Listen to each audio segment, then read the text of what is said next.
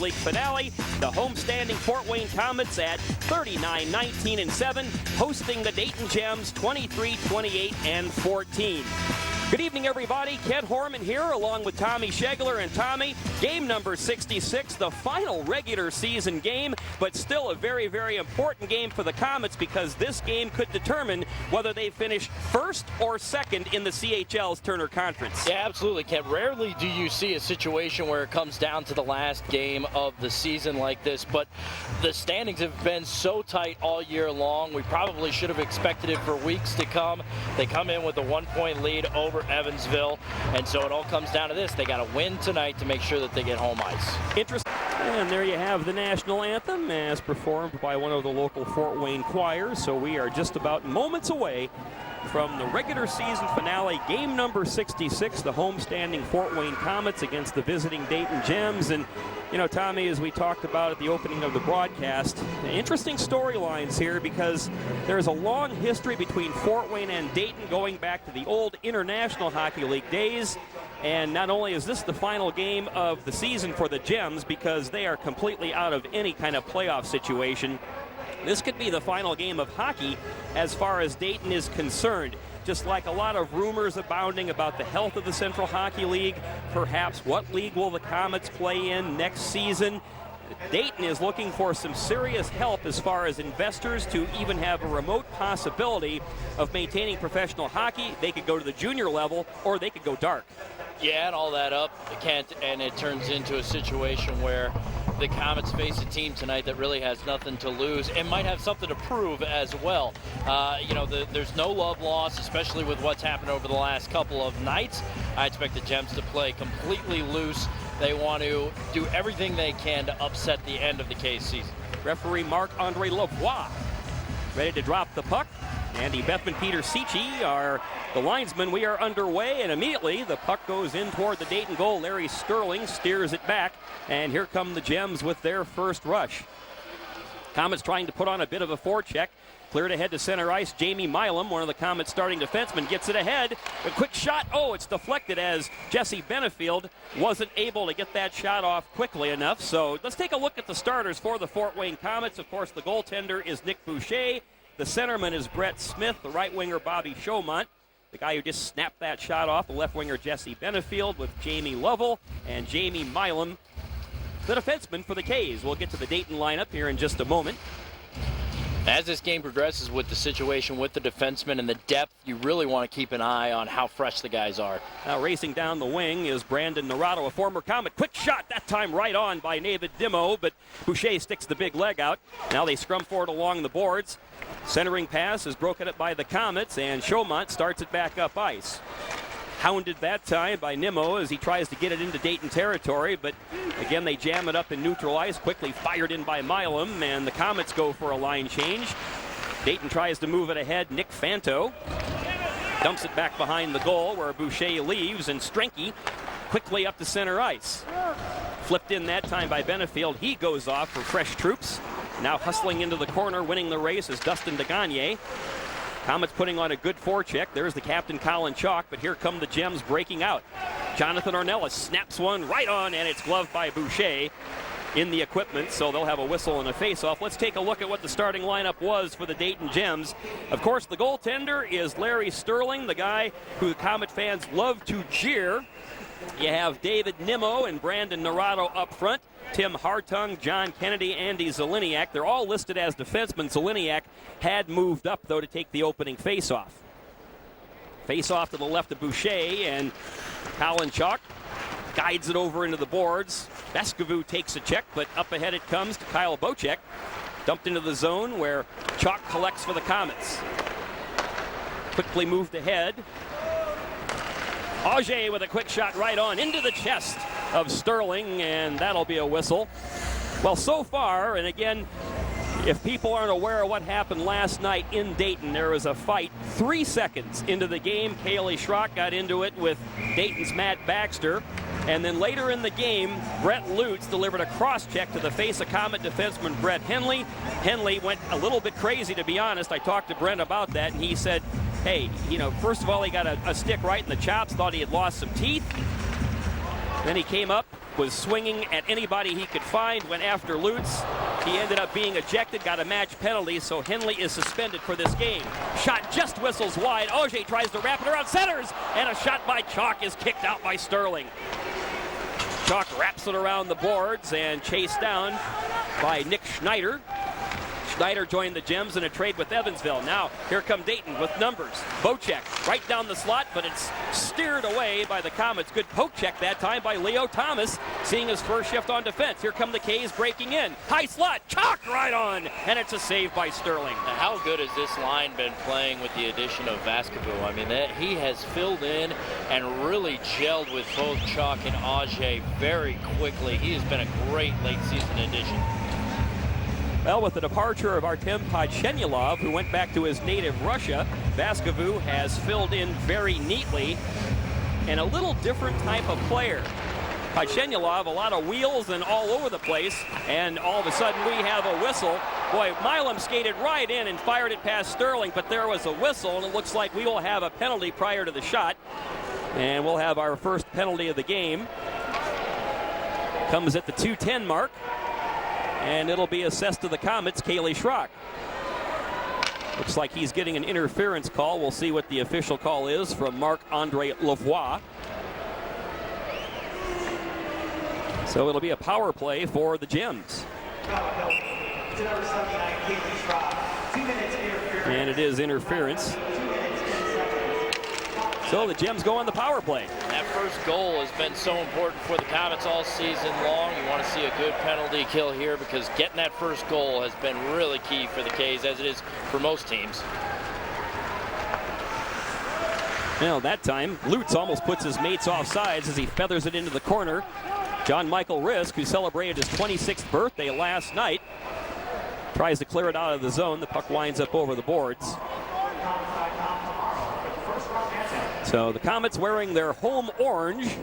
It's the Dayton Gems in what you would think would be the traditional color of home teams, white, but the Komets wear their orange jerseys at home. Tim Hartung is in for the draw, flanked by the former Komet Narado on the left side. Spinning around is Matthew Lark, dumps it back into the corner. And it comes to the point where Surma comes cross ice. Now back to Damian Surma. Shot from the hash mark and kicked out by Boucher. Steranke tries to hound his man. Now let's see if the Komets can clear. A lot of pressure applied by the Gems, but a blind pass that time by Narado. Nobody home on the blue line, so it'll go clear back into the Gem zone. Now the Komets have choked off the first half of the power play, but here comes Surma on the rush, tries to get it through, and DeAngelis whirls and fires at the length of the rink. Sterling quickly guides it ahead. Now cross ice, it was Fanto. They dump it into the corner. Chaulk takes a look. Now Jamie Lovell into the corner, and Angelis has time, flips it ahead. And now the Komets doing a great job on this penalty kill. Auger flips it back, and Lovell, well, tries to fire at the length of the rink, but it's gloved by Dayton's Hartung. The Komets, though, intercept again. Good job by the Komets to keep Dayton jammed up at neutral ice for the remainder of this power play. They really have, Kent. They've really only given up one quality shot through the whole 2 minutes. It looked really strong right now. Now, but they can't get it out of the zone, so one more shot for the Gems. Now it's controlled by Jean-Michael Risk.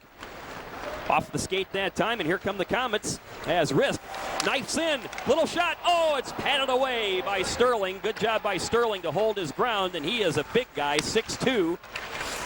But the Komets have taken care of the power play. They are back to even strength.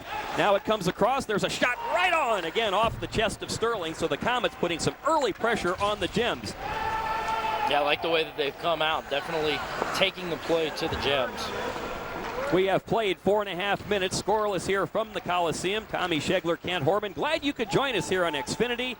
Game number 66, the regular season finale, and first place in the Turner Conference on the line for the K's. Now Benefield with some space, snaps it, and again Sterling is right there to drop down, pin it against his chest, and it is a face-off. 15-10 to go in this opening period. Pretty good pace to start this game off. Absolutely, a lot of up and down play. The penalty kill looks sharp there for the K's, and they've gotten some quality scoring chances. Looks like Sterling is on his game so far, but definitely like the way that the K's have come out. That's been a problem throughout the season, and tonight doesn't look like it's going to be a problem at all. Now Benefield whirls in the corner, tries to get it, but he's hung on to that time by Dustin DeGagne, and here comes Surma trying to break it out for the Gems. Now Lutz is stepped into that time by Bobby Chaumont. Here comes Zeliniak. Cross-ice pass, that time intended for Lark, plays it off the boards. He is stepped into with authority by Stranke. Now the Komets looking to dig it out, but the Gems right around the hash mark control. Here comes Brett Smith for the Komets. Feeds it ahead to Chaumont, who tries to tip it ahead to a rushing Milam, but collected by the Gems' Zeliniak. Oh, there's a good pass corralled that time, one-handed by Lark, but he can't really control it. And now here come the K's. Well, that time they decide they'll make a line change, so Benefield, fresh troops out for the Komets. Good end-to-end action so far. Frankie DeAngelis, Komets all-star defenseman, ahead. Now here's Vaskivuo. Shot, oh, it's tipped over the top of the crossbar. One of the things about Sterling, he is such a big guy, but he tends to drop down a lot, so the Komets will try to go top shelf on him if they have an opportunity. Chaulk is pinned along the boards. Now he collects the puck, gets it back to Auger. Auger with a shot, blocked away that time by Sterling. It was Auger who got the game winner last night in overtime. Centered in front, Chaulk scores!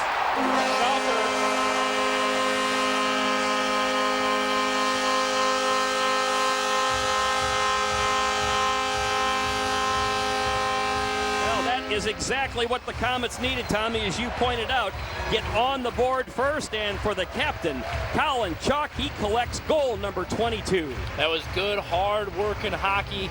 They kept it in, they kept grinding it out in the corners, and then Chaulk crashing the front of the net. Vaskivuo once again involved in the play. He has found the puck in key spots and been big parts of big plays ever since he came into the team a couple, 10, 12 days ago. So he's been fantastic. And there's a big drive by Milam, again gloved by Sterling. So the goal is Chaulk, his 22nd, coming at the 6:16 mark. And the Komets have taken the play to Dayton early as they have an 11-4 shot advantage. There is timeout here at Memorial Coliseum. Larry Sterling is hearing the chants of Larry, Larry from the fans. Fort Wayne is on top of the Gems 1-0. You're watching Komet Hockey on Xfinity. Tommy Schegler, Ken Horman back at Memorial Coliseum in Fort Wayne. Glad you could join us on Xfinity. The Komets regular season finale. The K's on the board first. Colin Chaulk is 22nd of the season, and the Komets on top 1-0. Chaulk in the faceoff circle against Dayton's Kyle Boucher. Puck goes into the corner, and quickly jumping out is John Kennedy. Well, it's tried to feather it ahead, but the Komets intercept. Now Milam Vaskivuo is pinned along the boards, and since our last broadcast on February 10th, if you wonder about Vaskivuo, well, he was a late pickup by the Komets on waivers from Rapid City, and Mike Vaskivuo has made himself right at home in Fort Wayne. This is just his 6th game, and he already has 7 points in a Komet uniform. He's fit in very neatly, as Tommy pointed out, with that Chaulk-Auger line. Now Ornelas tries to get it in front, right on, and what a great save by Boucher, as slicing in was Bocek on a good cut on the short side, but Boucher held the post, held his ground, comes up with a sterling save. That's just what he's been doing all year long. When the defense has broken down so many times this year, Boucher has been there to save the K's in so many ways. He's been the most valuable player for the Komets this year. He's always been a great goalie, but he has stepped it up this year in an amazing way and really been the backbone of the team. Well, Smith is out with Chaumont and Benefield, and the draw comes back to the point. Kennedy dumps it into the corner. Komets quickly wrap it ahead, and it comes to neutral ice. Across, controlled by the veteran Greg Lebensky. Now here's Lebensky. Again comes cross ice to Kennedy. Plays it off his skate. Now penetrates the Komets zone. That shot, kind of a weak shot across the crease, is steered away by Boucher. Right now, it doesn't look like the Dayton forecheck has a lot of pep. Now Chaumont backhands it into the zone, slides past some Dayton defenders, and regains control of the puck. In the slide, he's got Steranki, a shot right on, and again, stopped by Sterling. The Komets are just pouring the rubber on Larry Sterling here in the early going. They are peppering him, and they are peppering him, Kent, with good quality shots. Open guys, and what you alluded to, you didn't know what to expect from Dayton tonight. It was either you were going to get a team that just wanted to stir it up in their last game and kind of get in the faces of the Komets, or there was a chance that you were going to get a team that wasn't that fired up and just wanted to get this season over with. So far, it looks like the latter. Now Fanto ahead to Matthew Lark. Ridden hard into the boards by Frankie DeAngelis. Back behind the net. Lutz is knocked down, and the puck comes to center ice and will trickle back into the Dayton zone. And the race is on. The hustling Kaylee Schrock. Sterling way out of his net to play it. And there is a whistle, and let's see if we have a penalty down there. It looks like Marc-Andre Lavoie had the arm up, and looks like we're going to get a penalty on the Dayton Gems. So that will come at the 7:58 mark. It's Lutz. It is Lutz, the culprit of what created the big mess last night. And he got a slash, and Lutz has gained the reputation as a hard-nosed character, but also a guy that uses the shillelagh a little too much. So Lutz goes off for slashing at the 7:58 mark, and here come the Komets on the power play. Their home power play is 7th in the league at just over 18%, but overall their power play is 3rd best in the league at 19.5%. This could be a big goal if the Komets can convert. Very big. It would be great to see them pour in another one. Chaulk tries to wipe it along the boards one way, but blocked by Surma. Now right in the slot, and a shot. Oh, it's deflected away as Chaumont was looking to snipe one. Milam tries to bat it into the corner. Here come the Gems short-handed with an odd man rush. A big fake right in front, score. Matthew Lark with a tremendous fake, and Damian Surma scores the short-handed goal to tie the game. You know, from time to time this year, we have seen the K's have a propensity to give up odd man rushes while on the power play, and that was a great example of it right there. It was kind of a bad bounce that led to it, but great play there by Lark. Nice fake, totally faked out not only Boucher, but the Komet that was back looked like DeAngelis, and man, it results in a tie game. And for Surma, his 31st goal. Matthew Lark with that tremendous fake gets the assist. Coming at the 8:35 mark, we're tied at 1. The Komets still have 1 minute and 12 seconds of power play time. Let's see if they can get it right back. Right at the side of the net, the Komets looking to go to work. In the high slot, there's a shot, blocked. So that time the Komets, and it was Leo Thomas who stepped in. Now on the off wing that time, it's Benefield. His shot is deflected away. Still 54 seconds of man advantage time for the K's. They come up high. Now it's Benefield. Back up to Lovell. Lovell gliding around the point. Gets it over to Vaskivuo. Vaskivuo with a drive, but blocking it was Schneider, and then it is swiped away. 40 seconds to go in the Fort Wayne Komet power play. We are tied at 1. Damian Surma, the shorthanded goal for the Gems. Now Benefield has it poked away that time by Nimmo, and it's dumped back into the Komet corner.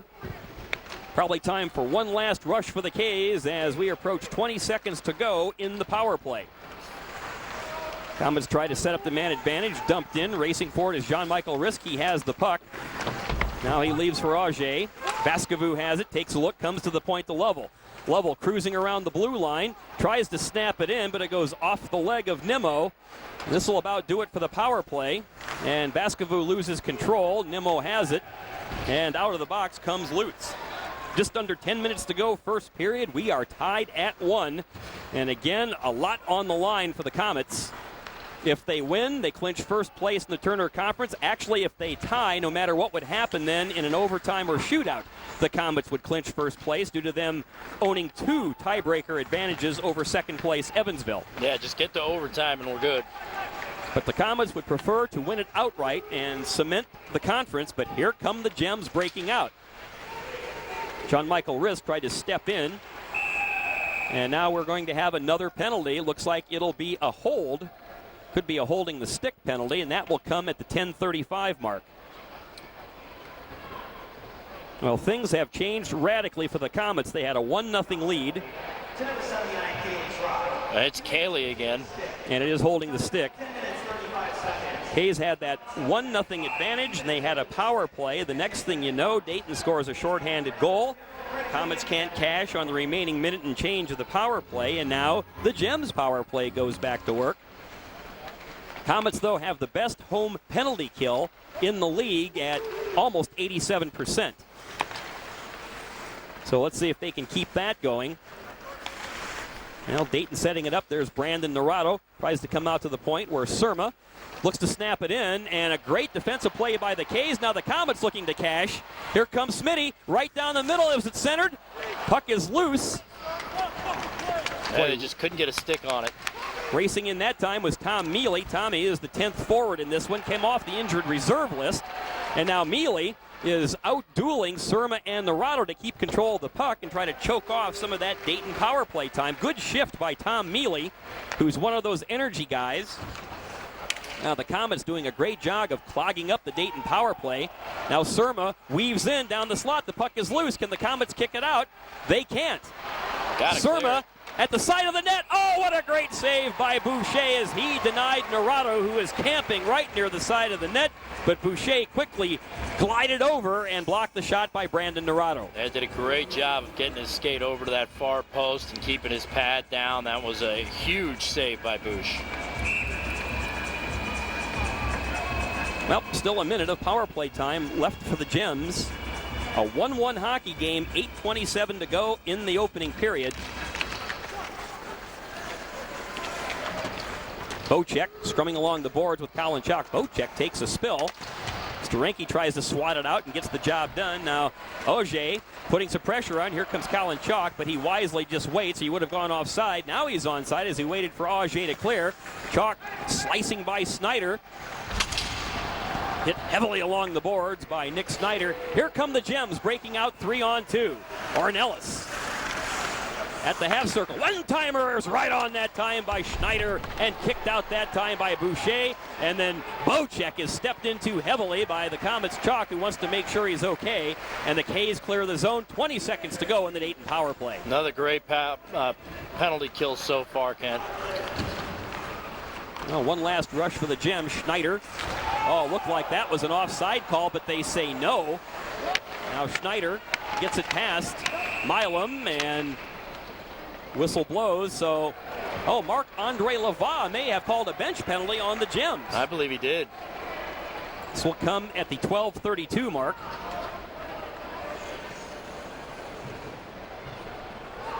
Well, looks like there's Brian Gratz, the Fort Wayne native, played his high school hockey at Northside, played collegiately at Penn State. And it is a bench minor, so likely on Brian Gratz. And I'll tell you what, Gratzy, as he was known in Fort Wayne, has been a successful coach wherever he has been. And again, there is a likelihood that he could be looking for work depending on the future of the Dayton Gems. Now the Komets will have a power play starting right now as Schrock comes out of the box. Dustin DeGagne tries to clear, and smacking it off the boards that time is Fanto. Boucher will play the carom, and he will leave it for Frankie DeAngelis. 7:10 to go in this opening period. The Komets on the power play looking to break a 1-1 tie. You'd love to see him get some of that momentum back right here. And Chaumont scores!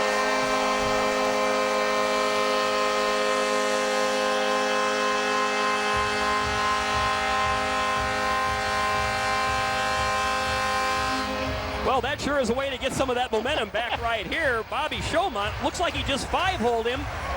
Well, Chaumont coming off the wing, took the pass and put it right between the wickets of Sterling, who was late in dropping. That clearly is a goal that Larry Sterling would not expect to give up.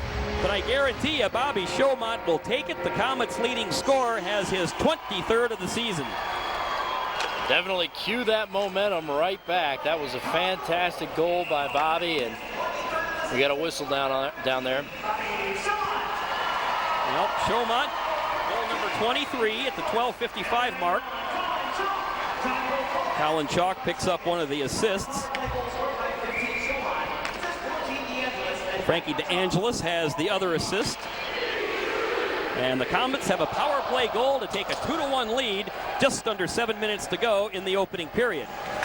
Now racing behind the net is Zeliniak, but the puck comes to center. And oh, a shot right on that time by Smith. But again, Sterling, who has been peppered with 14 shots to start this game, was just tagged for the second goal of the night. That was Chaumont's goal on the power play. Komets lead 2-1, just under 7 minutes to go. You're watching Komet Hockey on Xfinity.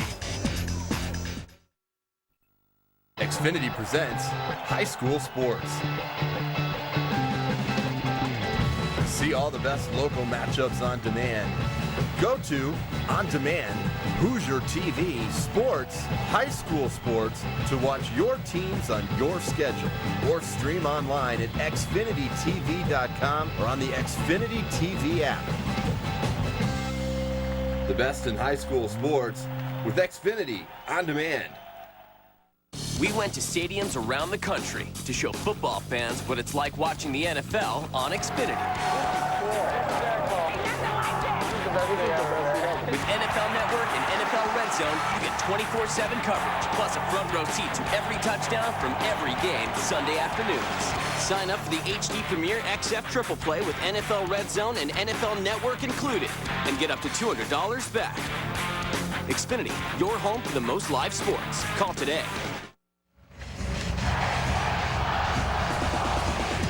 Icy the Eagle has the fans revved up here at the Coliseum, and the K is on top of the Dayton Gems, 2-1. Just under 7 minutes to go in the opening period. Tommy Schegler and Orman here at the Coliseum in Fort Wayne. Glad you could join us for the Komets' regular season finale, and if the K's win, they will wrap up first place in the Central Hockey League's Turner Conference and await to find out what the playoff schedule is. One quirk about this building, Tommy, is this serves the entire community, and General Manager Randy Brown is responsible for filling it. As it turns out, Disney on Ice in Fort Wayne this week, so the Komets know they will start the first round of the playoffs on the road, even though they have home ice advantage. Yeah, kind of a tough draw the way that it worked out, but that's sometimes the way that it works when it comes to the playoffs, and K's are just going to have to deal with it. They've been great on the road this year, though. Well, they actually have the best road record in the entire league, so playing on the road is not really an issue for this hockey club. Now the Komets again trying to pour the pressure on, but Schrock has it poked away, so he'll just whirl and fire it deep into the Dayton zone. Sterling guides it into the corner where DeAngelis is stepped into.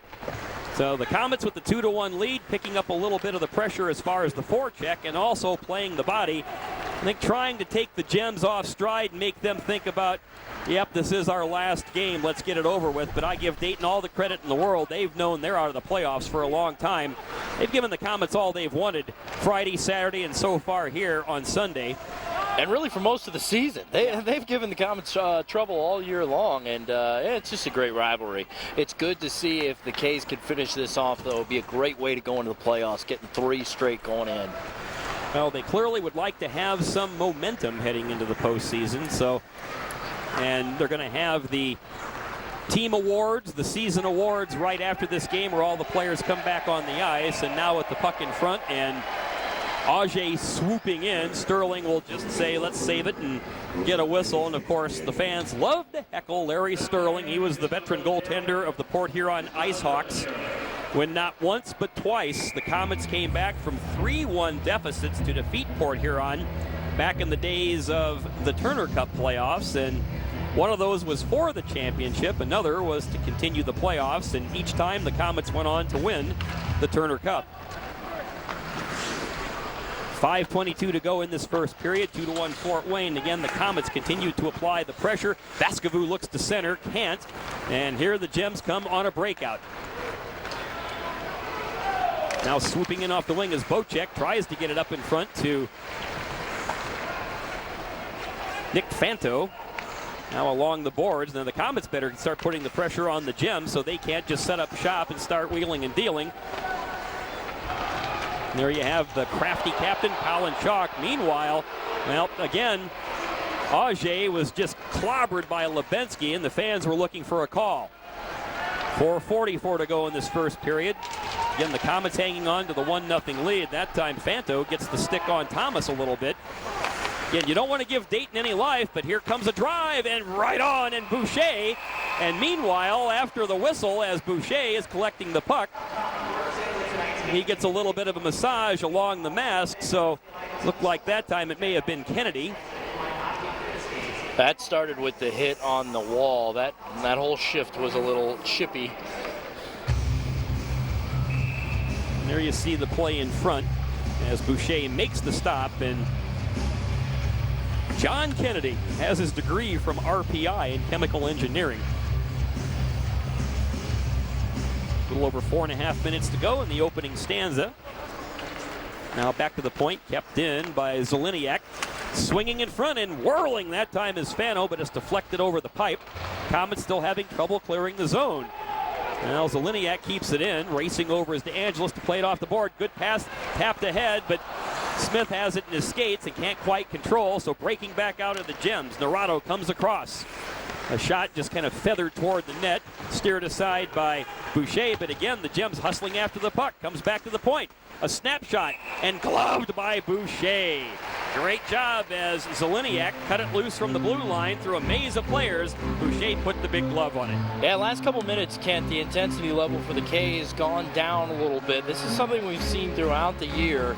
The Komets just have a tendency to have certain parts of a game or a period that they don't seem to be as intense. Sometimes it's come back to bite them, sometimes it hasn't, but you like to see them keep up the pressure throughout the rest of this first period, maybe add another, but at least have the lead going into the locker room the first time. Now the K's again trying to pour the pressure on. In front, Risk. Well, he spins around into the corner looking for an open man. He gets Thorne at the point. Now Thorne comes into the corner to Milam. Milam tries to carry it off behind the goal, but intercepted by the Gems, and now breaking out, here comes Lutz. Trying to swoop down the slot, and that time Lark is hounded by the Komets, and that's going to draw a penalty. Now Sterling gets to the bench so the Gems can get an extra attacker. Lark tries to center, and there will be a penalty on the Komets. Looks like it's going to be a hooking call. Fans don't like it. And that will come at the 16:34 mark. Now let's see which Komet goes to the sin bin. But it will be a hooking call. I'm not sure the Komets know who the penalty's on because nobody's in the box. Nope. And it looks like it's going to be Stranky. Yep, and he's got that who me look on his face. Good job there, though, by splitting the defenseman, kind of forced the Komets into a little bit of a holding or hooking situation. So got another big penalty kill here. Well, Matthew Lark has been one of the sparks for Dayton here. He came out on that odd man rush, shorthanded, and faked that big drive, sent it over to Surma, who at the time scored the tying goal. Now Lark draws the hooking penalty on Steranke. And let's see what the Komets can do. Well, they managed to clear the puck deep back into the Dayton zone. And Greg Lebensky will circle behind his net, start the rush back out for the Gems. 3 minutes even to go in the first period. Now a minute and a half to go on the Dayton power play. It looks like Lebensky will take it himself, and as a result, he pulls one of his teammates offside.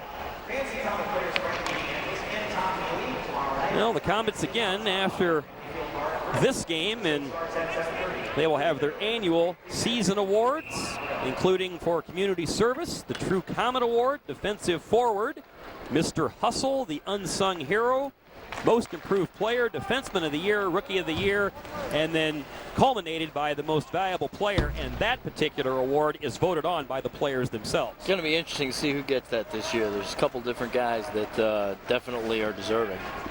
Well, I would say the leaders in the clubhouse would be Nick Boucher. Got to be Boucher up there. But I would say Brent Henley might also be a factor. I've heard Henley. Smitty, I've heard some say they thought there was a chance that he could get it. He's been a great presence in the room and also on the ice, obviously. Well, and the thing, Tommy, is when we're thinking about multiple names, oftentimes that means you've had a great season, a championship caliber year. Hey, it would be a fantastic way to finish off the 60th season in Fort Wayne by getting a win tonight and bringing home first place in home ice for the playoffs.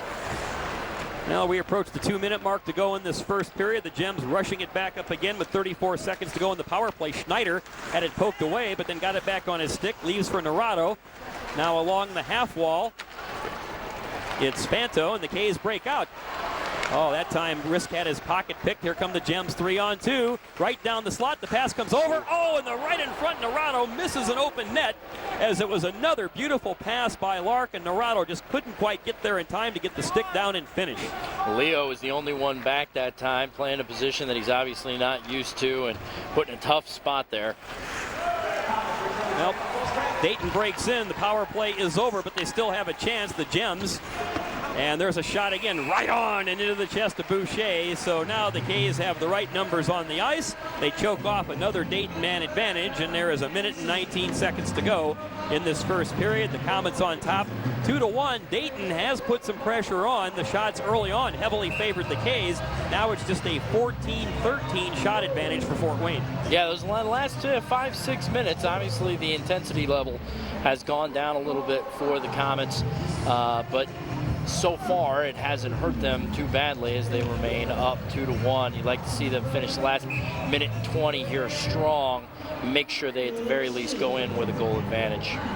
Chaulk was chased out of the face-off circle. Chaumont steps in and wins the draw from Boucher. Boy, winning the face-offs, especially in your own end, are so important. And now a lot of scrumming along the back wall as Boucher looks to center, comes out to the point. DeAngelis has the shot blocked by Colin Chaulk. Now Chaumont knocks the puck out of the air, but he plays the puck with the stick too high, so that'll result in a face-off. 1 minute even to go in this opening period. The Komets on top, 2-1. Colin Chaulk got the scoring started for the Komets. A couple of minutes later, Damian Surma evened things up with a shorthanded goal, but the K's went right back on top on a power play goal by Bobby Chaumont. That's where we stand, 2-1 in favor of Fort Wayne. Boy, another big face-off in that time. Looked like Smitty was just knocked to the ice that time by Fanto with his stick right after the draw. Now Dayton again, putting the pressure on. A quick shot that time by Nimmo is steered away by Boucher. 40 seconds to go. Got to get it out. Nimmo in the corner, stepped into by Stranky. Now the Komets look like they have a chance to break out with some numbers. Hustling down the wing is Chaumont. Well, he tries to pass it off the boards, but didn't get it off the boards with enough authority to get it into the Dayton zone. K's in a change, and Dayton rushing in. Racing into the Fort Wayne zone, trying to penetrate the slot, but the Komets break it up. In ahead it comes to Smith. Smith has Auger with him. Can't quite get the pass to him. Vaskivuo follows. Now Smith intercepts. Snaps a shot right on, and saved by Larry Sterling with 10 seconds to go in the period. And checking in on some of the things going on around the rest of the league. Of course, we're watching that Evansville and Texas game. First intermission, no score right now, Kehoe. Well, and again, all the Komets have to do is have this thing tied in regulation.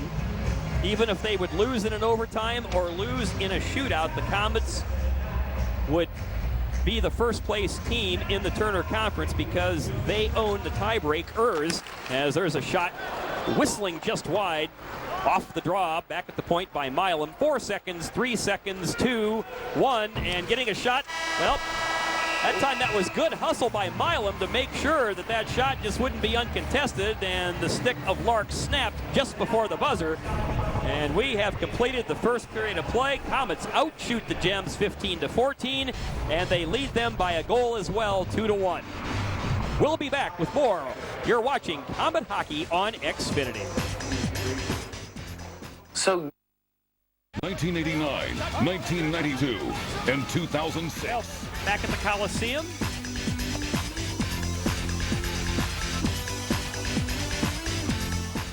Back at the Coliseum, period 2 is underway. Tommy Schegler, Kent Horman here on Xfinity. The Komets on top of the Dayton Gems 2-1.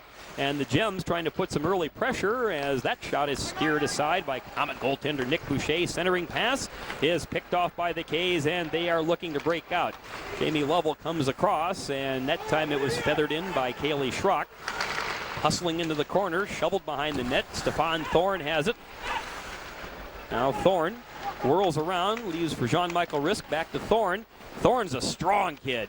Comes right in the slot. There's a shot snapped right there into the chest of Larry Sterling by Jamie Milam, and the Komets a good start to period number 2. Yeah, it was a quick trigger there for J.M. Risk right there in the slot, but Sterling up to the task. He's looked good in spots, although the second goal was definitely questionable, but he has been peppered with shots by the K's. And you're talking about how important that first goal was for the Komets and the first period. Tommy, that's an impressive record the Komets have when they lead after the opening 20 minutes. So we'll see how they do in the second 20. Auger, again, he netted the overtime winner last night, tries to spin around, tuck in a backhander. There's a scrum right in the goal crease. A shot right on by Auger, kicked out by Sterling. Now the Gems look to break out. We've played just over a minute of period 2, and hustling back was Ornelas, tries to get it back to the point. K's break out. Cross-ice pass is just tipped away by Nick Schneider. And the K's circle behind their own net. Leo Thomas is stepped into heavily as he tries to swing it around the boards. Komets having trouble clearing the zone. Now Leo Thomas quickly to Colin Chaulk. The captain penetrates the Dayton zone, tries to come across to Auger. Instead, it comes on the goal, just guided aside by Sterling. And now hustling out for the Gems is Kyle Boucher. Boucher with a snapshot, smothered by Boucher. So end-to-end action here in the first 1:47 of period 2. There you see the Komet veteran Nick Boucher, who has led the K's to 3 championships back in the days of the International Hockey League. And as impressive as that is, I think this has been his best season, Kent. You know, I mean, he really stayed in town in the offseason, dedicated himself, knew that he was going to be in net a lot more this year, and boy, he has been up to the task all year long. Well, a lot more is right. This is his 51st game, so 51 games he has played out of the 66. Leads the league with 31 victories, so he has been a workhorse this year. And now the Gems, though, as Narado leaves back behind for Fanto. They scrum along the boards. Komets trying to dig it out, deny the Gems any scoring opportunity. Frankie DeAngelis is hounded by Narado, who briefly came away with the puck. Now the Komets break out. Hustling down the wing that time was Chaumont. Couldn't get it to Smith, and tipped out by the Gems. So Dayton is trying to make clinching first place in the Turner Conference all kinds of tough. Now Strenke, as the Komets try to break out, catch the Gems in a line change. Steranke weaves through one check, dumps it deeply into the corner. Sterling behind the net leaves, and that time blowing a tire right in front. Risk tries the center, can't get the job done. Evades the check by Surma, but he will now collect the pass and break out 2-on-2. Has Lark with him. Surma tries to center in front. Oh, it's poked away and almost right on. So Boucher had to be alert as Mealy tried to break up the play and sent it toward his own net.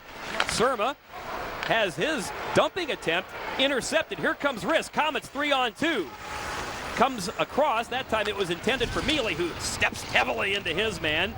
Good job that time by Strenke just to tip it into the corner. Komets putting some pressure on. Schrock tries to poke the puck away. Can't get it done. Now comes out to the point. A shot is wide. That time quickly snapped off by Mealy.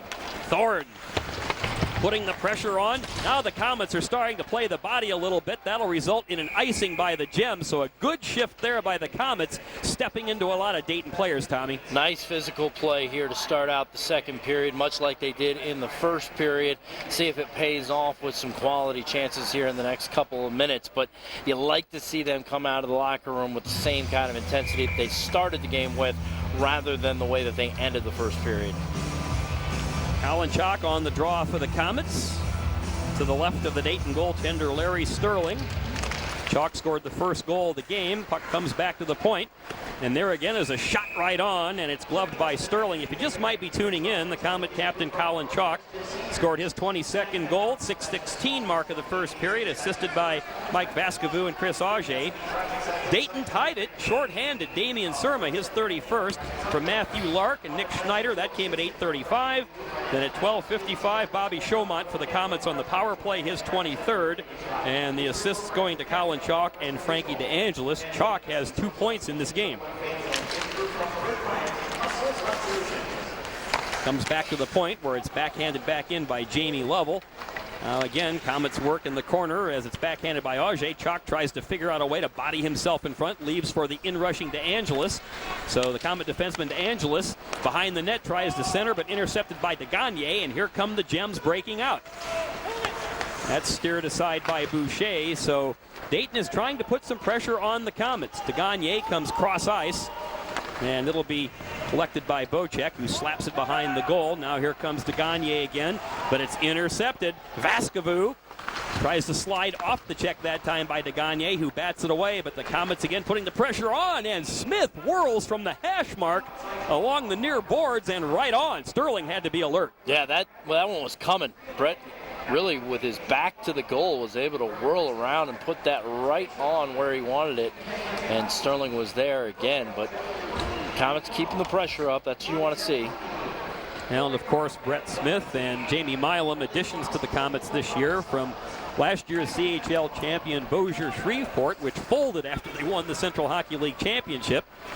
And that was the Komets game, a captain-like player and a championship caliber player in Brett Smith, and also a great defenseman in Jamie Milam, who just blocked that shot. Now Milam hustles after the puck, backhands it high off the glass. The Komets collect, and here they come breaking out with numbers. Smith charging toward the net. The shot is just pushed toward the goal, and that time Chaumont was just trying to maybe create a rebound. Sterling springs out to smother the puck, and there'll be a face-off in the Dayton zone. 15-14 to go. Komets on top, 2-1 in the second period. They now have a 21-16 shot advantage. And again, with this being the regular season finale, after this game, the Komets will have their annual season awards, including their most valuable player, which is voted on by the players themselves. There's a sneaky little shot from the point, again steered aside by Sterling, who is facing a lot of rubber in this one. They battle along the boards, and Lark takes a big hit that time as he was stepped into by Thorne. Thorne will play the body. Now busting in is Schrock. He is teed off on by Lutz. Komets try to make something happen in front. Dayton looks to clear. Lark has it, but intercepted by the hustling John Michael Risk. Risk wheels back into his own zone. Now looks to get ahead of steam up. Instead passes ahead where it's guided in by Schrock. Hustling back, though, is the veteran Greg Lebensky.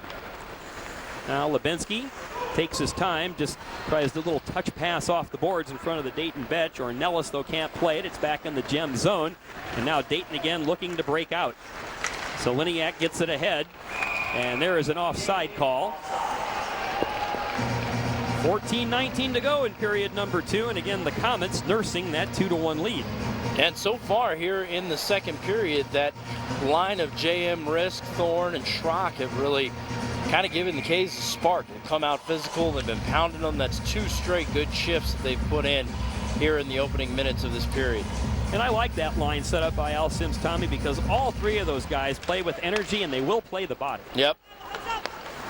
Now Milam smacks it off the boards. Vaskivuo ahead to Chaulk. Chaulk will just flip it into the corner, where hustling in is Auger. Auger behind the net. Vaskivuo tries to chase the puck down. Instead, it'll be Chaulk in hot pursuit. Gems look to break out. The race is on as Jamie Milam wins it. Spins around. Fine rushing defense, and Milam one-hands the pass ahead to Chaulk. Komets have numbers. Vaskivuo comes across. Milam shoots. Oh, what a save by Sterling. The Komets, though, good action as far as moving the puck around, getting it to the open man, the on-rushing Milam. And that was a great move by Jamie to fill in and come down. That has been such a big part of the Komets season. The defenseman getting involved in the offense. It's been a key for the Komets, something that Al Sims wanted to do from the very beginning of the year. 13:46 to go in period number 2. The Komets lead 2-1. You're watching Komet Hockey on Xfinity. In case you've been wondering where we've been all this time, well, now you know. Meet Bill Jr. Well, we emailed out pictures a while back, but you know DSL. Good things come to those who wait. Which is why we feel Xfinity is too fast for us. You can say that again. Which is why we feel Xfinity is too fast for us. I didn't mean literally say it again. Go way faster than DSL with Xfinity Internet, only from Comcast. Xfinity, Hoosier TV, and Morty's Comedy Joint present Trial by Laughter. Over 30 comedians compete for cash and prizes. Catch all the hilarious action on Channel 81. It's Trial by Laughter, a great new comedy competition brought to you by Xfinity, Hoosier TV, and Morty's Comedy Joint. Don't miss it. Tune in to Channel 81.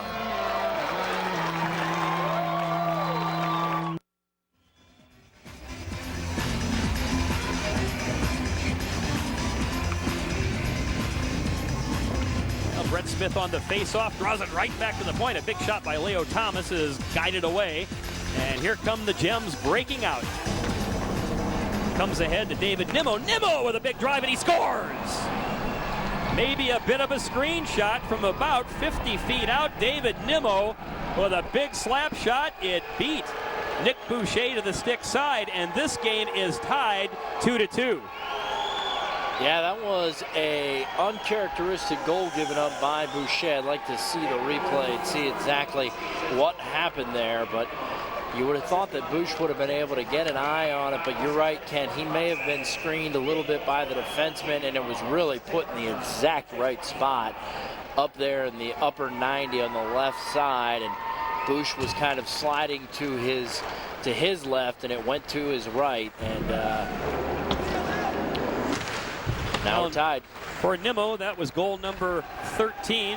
Assist going to Bocek, and we are even 2-2, and that has deflated the Komets a little bit, who more or less were carrying the play to the Gems in the first 6 minutes of the period. But at the 6:25 mark, Nimmo, and the game is tied. There's a puck that was sliding through the paint, and again, Narado just about got a stick on it.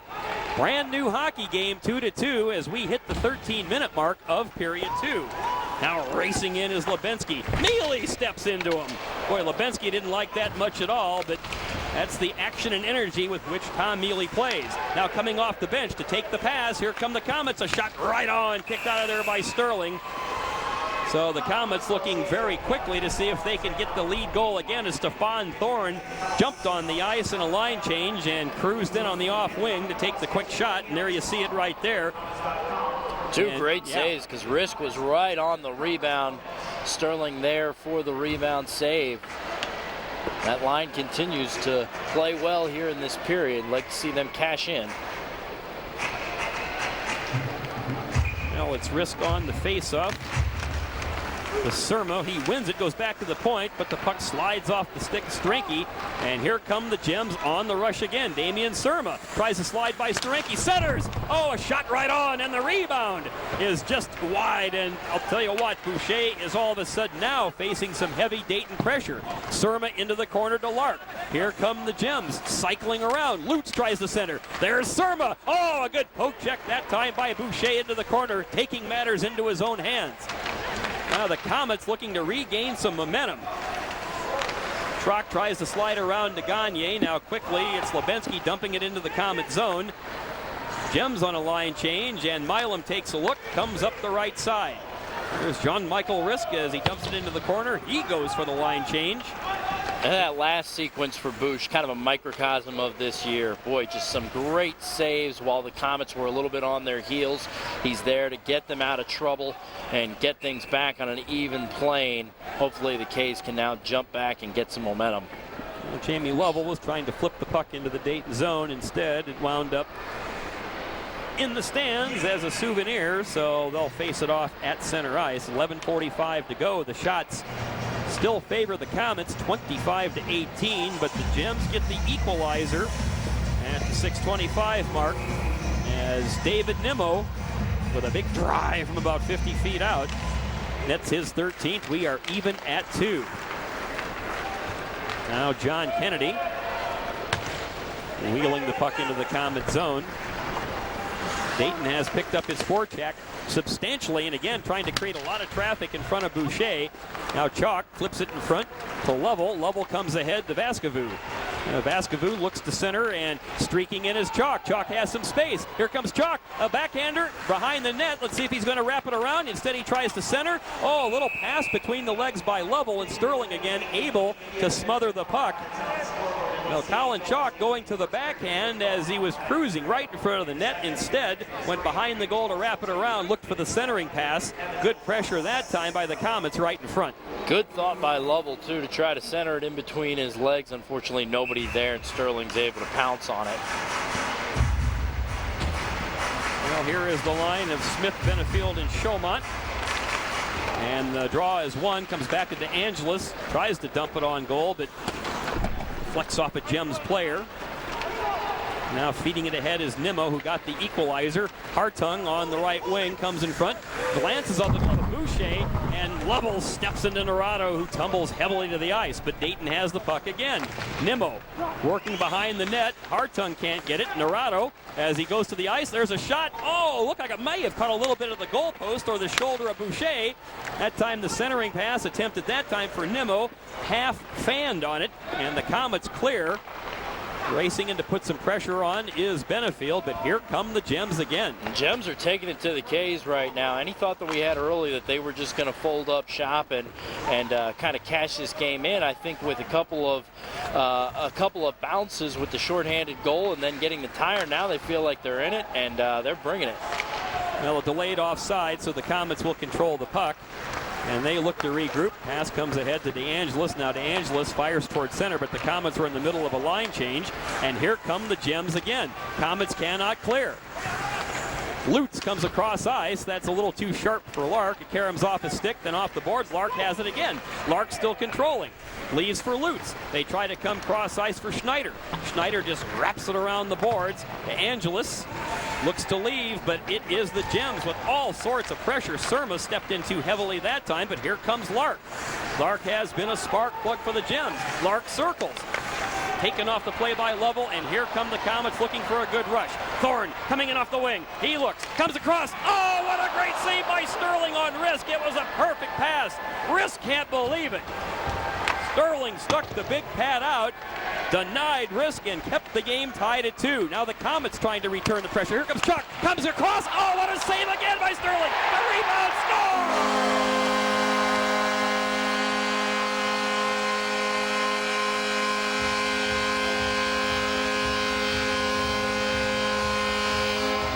Well, the Komets kept pouring the pressure on, and the Fort Wayne native, Haley Schrock, picked up the loose change, Tommy, and he tucked it home. Yeah, they brought several waves of pressure. Sterling made a couple of fantastic saves, but in the end, Schrock was there on another rebound, the third of that wave, and he's finally able to pound it by Sterling.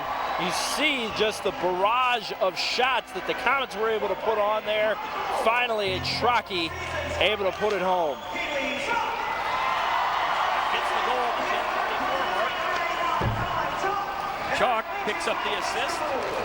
His third point of the night. Auger also picks up a helper. The Komets again go back on top by 1, and there is another quick shot right on, and it is saved by Larry Sterling. So the K's, and that time it was Auger with a sneaky little shot from the circle.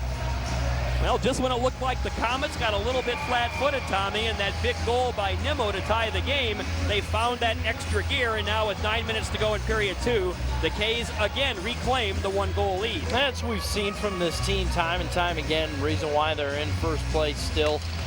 They have stood up to diversity, or to challenge and adversity, and they've come through when their backs have been through the wall all year long, and they did it once again there.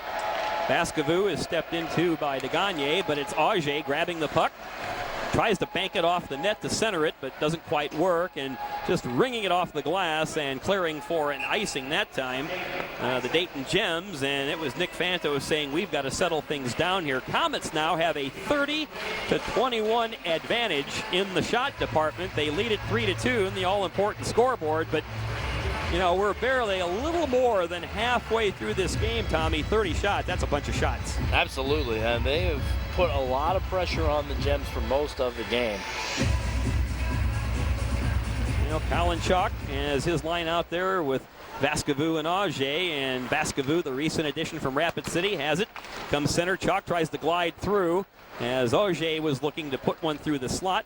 And it's cleared, the Komets collect. Vaskivuo with a head of speed, and at the neutral zone, it's intercepted by DeAngelis, but the Komets have really picked up their forecheck. Now here comes Hartung for the Gems into the Komet zone. He weaves. Now let's see, tries to center it. Ooh, and Boucher again had to be alert. Dayton looks to center, but the Komets block that. And now just flipping ahead to neutral ice where it gets past the glove of Zeleniak. But here comes Hartung. Hartung looking for a winger, nobody home. And Auger circles for the Komets. Auger coming in on the off wing, right near the hash. Takes a look, just dumps it behind, and he'll go for a line change. Benefield trying to put some pressure on his man. Now here come the Gems. Narado, though, has the puck poked away. Here comes Benefield. Benefield with Nimmo on him. Now leaves. Here comes Smith. Smith tries to outmuscle his defender to Gagne. Boy, I'll tell you what, Smith is all tied up. Komets looking for a call, don't get it. A bunch of pressure, that time centered by Benefield, but Sterling has done a great job of holding his ground throughout this game. Otherwise, it could be much worse than the 3-2 Komet lead. DeAngelis evades the check, puts the puck ahead, and here come the K's. Again, sliding by his man, and the centering pass, well, that time it's just gloved by Sterling, as hustling to try to get pressure was Bobby Chaumont, who has a goal in this game. Made a nice move to get open for the shot. Sterling there once again. And, you know, it's one of the reasons why the Komet fans love to give Larry such a hard time and why that rivalry has been built up. He's a good goalie, so, you know, it's awesome when we can light him up. That's one of the reasons why the Komet fans love to see it when we are able to take advantage and get some goals against him, because he definitely is a great goalie. Well, we talked about, you know, one of the storylines, the Fort Wayne native, a former goalie himself, Brian Gratz, the coach of the Gems. He's been a winner everywhere he's been. And Dayton got off to a very, very slow start to the season, largely because they had very suspect goaltending. When they acquired Larry Sterling, he really settled down their goaltending situation. Well, behind the net, there's going to be a hooking call, and looks like it'll be Jean-Michael Risk. I think the fans were looking for a possible dive call against that man, Schneider, but it'll be Risk going to the sin bin. 2 minutes for hooking. That comes at the 13-17 mark. Penalty kill will be put to the test once again. Well, there you see on the replay. Might have been a flop situation there, Ken. Yeah, let's just say that definitely Schneider wanted to make the official aware of the fact that he thought there was some illegal contact. You see the numbers there, though. The penalty kill at home for the Komets has just been fantastic. Yep, tops in the league. And let's see if they can continue on. The Komets have given up a shorthanded goal. And let's see if they can return the favor. Auger trying to slip by his man. One strike by Auger. Just goes behind and tried to slide it in short side. Let's see if we have a penalty on the Gems. Boy, the Komets were sure looking for one, as Auger may have been a little bit manhandled, but nope, Marc-Andre Lavoie says no, and on we play. And there you see on our replay, look at the strength of Chris Auger as he just muscles by Surma. And he's been another fantastic addition to the team. Hats off to the Komets for the guys that they were able to bring in here this year. It's been a fantastic year, fun team to watch. They've adjusted to the CHL style, and we have one of the best teams in the league, and really just a lot of positive things to look towards as we get ready to begin the postseason. Well, I think one of the reasons for this team's success, Tommy, and you know, you've got to know the guys pretty well as well. There is great chemistry. There's a shot right on, steered out of there by Boucher. Hayes tried to clear, but can't get it done. And it's Lark who has been a pest in this one. Hustling for the puck is Fanto. Now it's back to the point. They come across a one-time attempt. That time is off the mark by Narado, and the Komets are able to clear the length of the rink. But you talk about the great blend of the veterans like, say, a Smith, a Henley, a Colin Chaulk, a Leo Thomas, a Kaylee Schrock, but then the newcomers, Auger, Risk, Thorne, Sterenke, you know, Mealy, they really fit in very, very neatly, and they've all been good acquisitions. Smitty and Milam as well. Yeah, it has blended well, and one thing that you definitely know, Kent, having been here a lot longer than I have, is there's always going to be talent for the Komets. A lot of times it comes down to chemistry on whether or not they end up having a great year, because the Komets year in and year out are dedicated to making sure that they have talent on the ice. Yep. It usually ends up coming down to whether the guys gel, and this year's group has. Well, when you average almost 8,000 a game to the tune of about 7,800. The Komets are always very mindful, the Franke family and everybody, of putting a good product on the ice, and they've done just that. Testament 8,390 in the house on this Sunday. Of course, they want to see the regular season finale. They want to see the Komets clinch first in the Turner Conference, and they want to see the season-ending awards. Komets have taken care of that Dayton power play, so teams at even strength as at time Schrock is stepped into. Oh, a little extracurricular afterward, it looked like by DeAngelis. So again, these teams have played each other 3 consecutive nights, so there's still maybe a little fun before this one's over. Oh, Risk has a great opportunity, and Sterling finally smothers the puck. Boy, J.M. Risk, who celebrated his 26th birthday last night in Dayton, all over the ice. And right now we have a timeout on the ice. 4:18 to go in period number 2. The Komets on top by the score of 3-2. You're watching Komet Hockey on Xfinity. Back at the Coliseum, Tommy Schegler and Horman. Glad you could join us on Xfinity for the regular season finale. Komets on top of the visiting Dayton Gems 3-2. 4:18 to go in period 2. And we've talked about it throughout the broadcast. The Komets looking to lock up first place in the Central Hockey League's Turner Conference. Coming into today's action, leading Evansville by 1 point. Going into this final game. Now Leo Thomas gets it along the boards. Auger.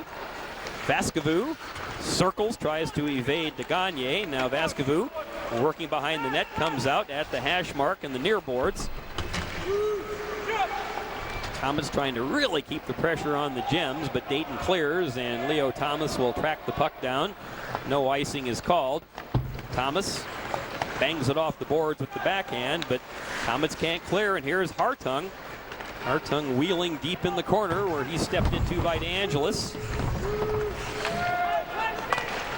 And down goes the Dayton player, and breaking out with the biscuit is Vaskivuo. Comes ahead to Chaulk. Chaulk comes across ice again, and Vaskivuo gets it tangled in his feet, and then he collides that time with Leo Thomas, and I think that shook Vaskivuo up a little bit. But here come the K's breaking out. Thomas comes across. It'll be DeAngelis hustling in. Oh, his shot blocked away that time. Right in front the rebound, and Auger couldn't quite finish there. Great play to keep it alive by Frankie and poke it in front off the rebound from Sterling. They just couldn't cash.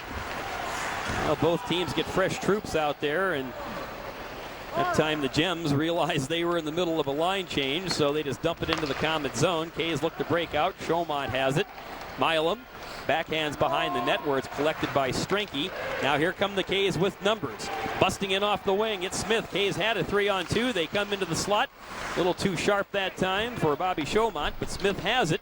And now Benefield wheels in the corner. He is shoved hard off the play.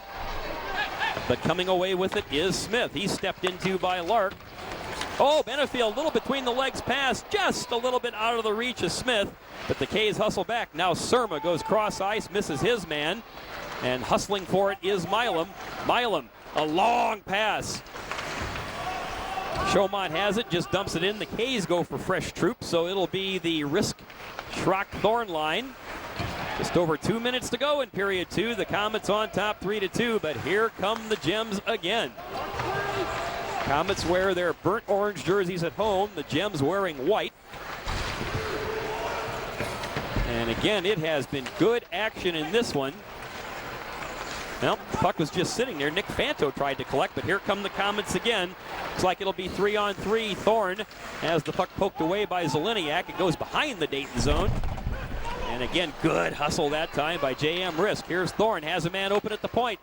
The shot, oh, that time Schrock was trying to get in front and deflect the drive by Lovell, but instead it knocked Schrocky down after getting him in the pad. There's a centering pass to Risk, right on, and Sterling again kicks it away. Puck winds up at neutral ice where it's gathered by DeAngelis. DeAngelis and Steranke are the blue liners out for this shift as we have 70 seconds to go in period 2. Boy, that time Mealy thought he was just hooked off the play. Again, no call. Intercepted by Mealy, leaves in front, and that time Auger couldn't quite collect it. So we're under a minute to go, and the Komets again would like to see if they can expand upon that 3-2 lead. Auger has it, the drive! Oh, it's just over the shoulder. That time is Sterling. Auger has it in front. Oh, and a man has stepped into right in front. I believe that was Mealy, and he had a collision with Narado. Now here the Komets again, crashing the net. And score! Mealy! Chris Auger as he picked up the loose change at the side of the net.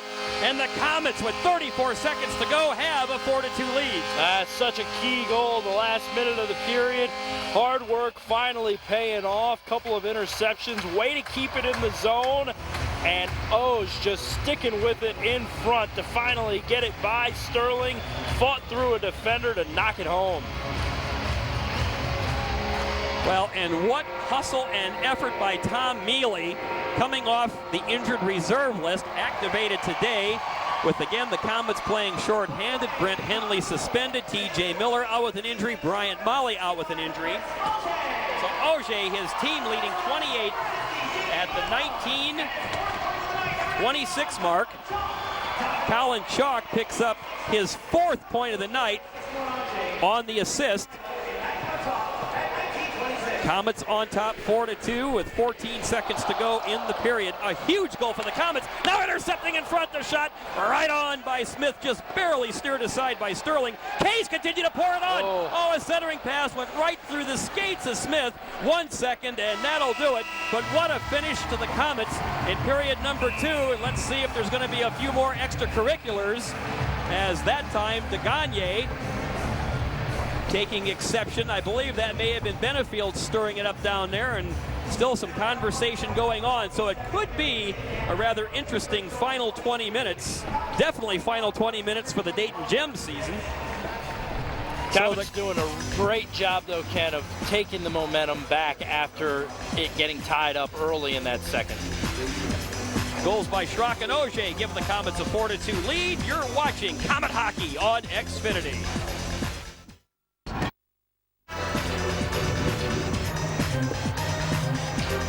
Well, an example of the fine programming that you can access on demand only on Hoosier TV. That including Outside the Jungle, and we are inside the jungle and set to start what could be the final 20 minutes of the regular season for the Komets. We know it will be for the Dayton Gems. But the Komets looking to cement first place in the Central Hockey League's Turner Conference, leading 4-2. And the opening 15 seconds, and John Kennedy tries to clear the zone, does. Chris Auger of the Komets back to Jamie Milam. Auger scored that huge goal with 34 seconds to go in period 2 that gave the Komets the 4-2 advantage. And in the second intermission, Evansville has a lead at Texas 2-1, Tommy. So the key is you don't have to really worry about scoreboard watching. Take care of your scoreboard here at the Coliseum. And the Komets, again, have a tremendous record when leading after 2 periods, 32-0-3, looking to seal the deal, which would mean the Turner Conference title. Yeah, let's hope we get that 33rd win when leading going into the third and finish this puppy up in style. I'd like to see the K's in the first couple minutes here grab another goal and get themselves a bunch of breathing room. Auger with a quick shot, sticked aside by Sterling, so the Komets putting some early pressure on. Colin Chaulk, who has a 4-point night going, couldn't quite control, just wrapped into the zone by Jamie Lovell as the K's go for a change. And if you just might be tuning in, the Komets do control 2 tiebreakers with Evansville. So the K's potentially in awfully good shape as far as locking up the Turner Conference. If there would be a tie, the Komets control the first tiebreaker, which is overall victories, not including shootout wins. So the Komets had a 1-win advantage if you take the shootouts out of the equation. The second tiebreaker is just flat out head-to-head, and the Komets dominated the Icemen during the regular season, 7-4-2. And one of the best bits of news after tonight's game is that the shootout is gone from the rest of the season. Yeah. Hasn't been a high point for the K's. No, there will be few teams happier than Fort Wayne because they were successful in overtime, not so much in shootouts, but yep, those go out the window come the playoffs. Lebensky just flips it into the zone, gloved like a center fielder by Boucher, and he'll take the whistle and a face-off. 18-18 to go in period number 3, 4-2 Komets, and they still have a significant shot advantage over the Gems of 37-25. And again, recapping the second period goals, Nimmo for the Gems, his 13th assist went to Tim Hartung. Haley Schrock for the Komets, his 12th. The assist went to Chaulk and Vaskivuo. And then Auger's goal, the assist went to Chaulk, and one was given to Jamie Milam. Komets on top 4-2, and we have played just about 2 minutes of the final period. Lebensky goes back, pressured by Benefield.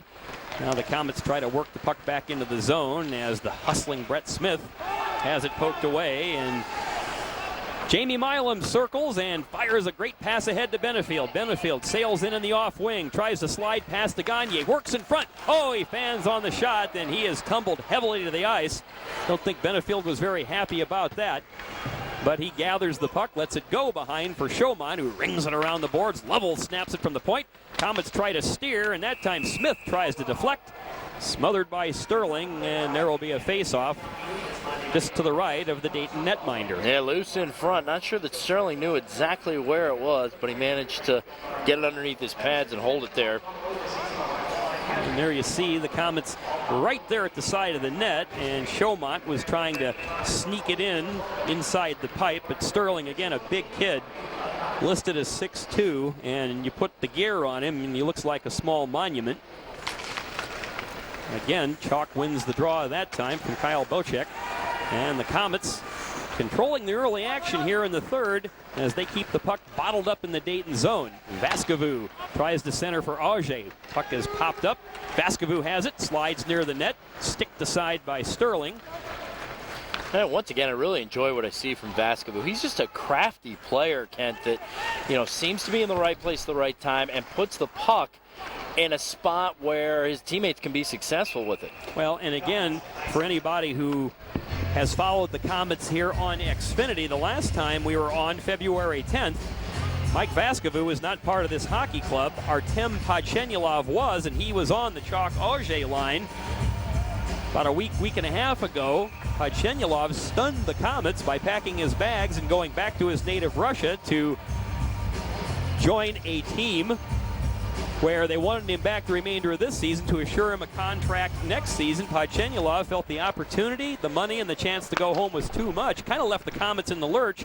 Now the Komets were going to pick up Vaskivuo on waivers to supplement. Well, instead, he has to step into the spot vacated by Podchenyelov. And as you pointed out, Tommy, he's a veteran. He's been around a little bit, and he's a member of this league. In fact, he's a former Dayton Gem. And so Vaskivuo knows this level of play very well. He's fit in very neatly with Chaulk and with Auger. Yeah, they have definitely gelled right away together. And, in a lot of ways, you could say that line has been strengthened by the absence of APOD in it. And with the addition of Vaskivuo, definitely wouldn't have thought that the day that it was announced that APOD was leaving, but it has worked out for the Komets. Counting today, Vaskivuo 9 points, and this is his 6th game. Now, Schrock tries to snap one toward the goal, but it's deflected. Thorne puts it back. Schrock tries to center. Here's Damian Surma breaking out for the Gems. Intercepted by Milam. Milam snaps it off the boards. Good carry and pass to Schrock. Schrock in the off wing. Tries to slide it in, but it goes wide. And the Gems look to clear. Oh, stepped into that time was Lutz. Now Strinky snaps it off the boards right in front of his teammates at the common bench. Wheeled around by DeAngelis, but the Komets putting good pressure on, bottling the Gems up in neutral ice. Surma ahead to Lutz, intended to come back to Surma. Chipped ahead, and here comes the Komets in on a breakaway. Chaumont with the back air score! What a play by Milam! Just perfect timing there for the Komets as Chaumont is coming off of the bench. Milam sees him breaking, and a beautiful backhand finish for Chaumont. Chaumont whistles it past Larry Sterling, his 2nd of the game, his 24th of the season. Komets are breaking it open as they now lead by the score of 5-2. The jungle is rocking now, Kent. They can feel that regular season conference title coming the way of the Komets with a 3-goal lead, just over 15 minutes to play in the regular season. Now it's Chaumont from Milam at the 4:02 mark. The K's with some breathing room. Great vision by Milam to see Chaumont breaking, and he just chipped it ahead. Now the Gems look to answer. That time, Nimmo, who has a goal, tries to center, can't get the job done. Neely, who's out for a shift, and he's added some energy behind the net. Now Lovell. Chaumont, who just scored, backhands it up ice. And this is one of those cases now with just over 15 minutes to play. As my old coach, Eddie Long, used to say, you can let the puck do the work. Just move the puck. That shot was steered away by Boucher from long range. Chaulk craftily evades the check of Boucher, and now here come the K's looking for more. Down the slot it comes, and score!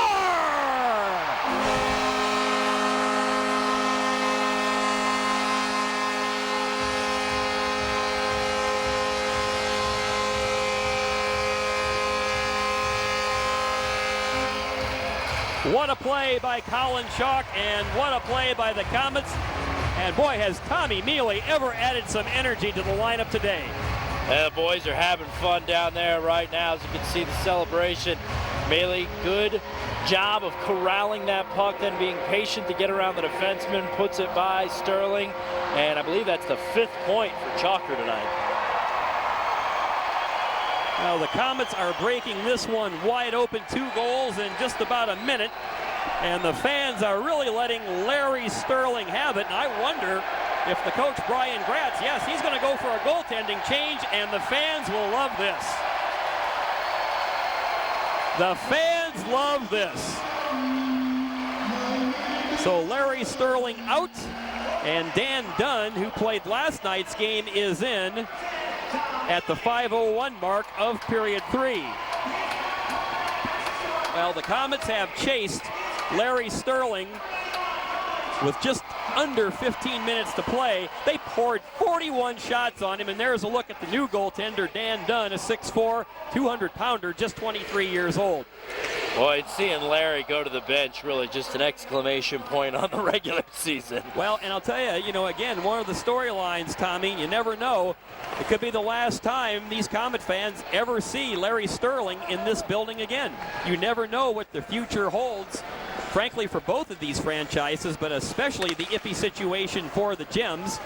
Now Schneider, is out-hustled and out-muscled by Vaskivuo. They come to the high slot. Chaulk back to Vaskivuo. Little nifty move in front, and he tries to tuck it by a diving goaltender as Dunn tumbles to the ice, loses his stick. What a move by Vaskivuo. Yeah, maybe tried to do a little too much there to make that a little too pretty, but, man, it was fun to watch. Well, Lovell just chips it ahead. Here comes Vaskivuo ahead to the captain, Colin Chaulk. Chaulk sees Milam streaking in. Pass a little too sharp. Now it's centered. Gets past Auger, but to the point. DeAngelis fires. Oh, there's a save, and then diving to cover up the rebound is done. Komets just pouring the pressure on the Gems here in period 3. They've built the 6-2 lead. They've outshot the Gems 42-25. And we'll be back with more Komet hockey action. You're watching the K's on Xfinity.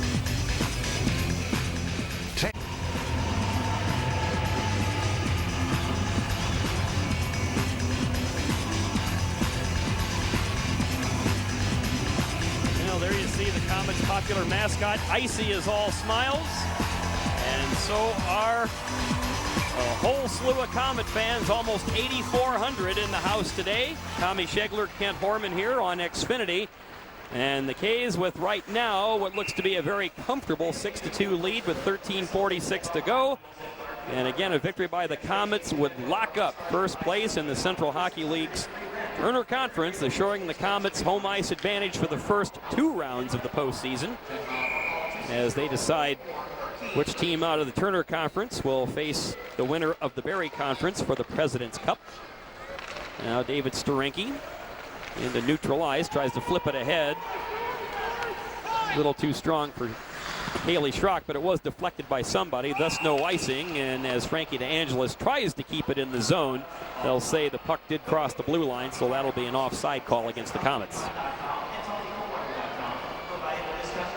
Yeah, great way to finish up the regular season here with the Komets coming out strong. You don't feel like in any way, shape, or form this weekend they end up backing into first place. They went out, took care of business. You want to see them take care of this last 13:30, but so far this weekend. Just a great way to finish up the regular season and head into the postseason. Well, these were 3 important games, Tommy, not only for the points and obviously for first place in the conference, but the Komets had been sputtering, especially primarily on home ice, and they had only won 4 of their last 10 games, and that included some overtime losses, some shootout losses, but as they say, losses are losses. So this 3-game winning streak, it looks like they're 13 minutes away from securing that, is the momentum they'll just be looking for heading into the postseason.